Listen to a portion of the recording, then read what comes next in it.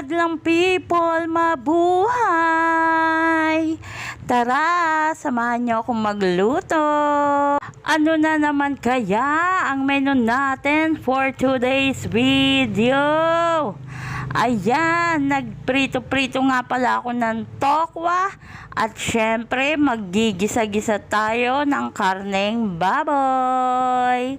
Alam nyo na ba mga maret pare kung ano ang ating menu for today? Kaya tara, panoorin nyo. Maikwento ko lamang mga kumare. Aba, may nag-message sa akin tungkol dun sa isa kong menu.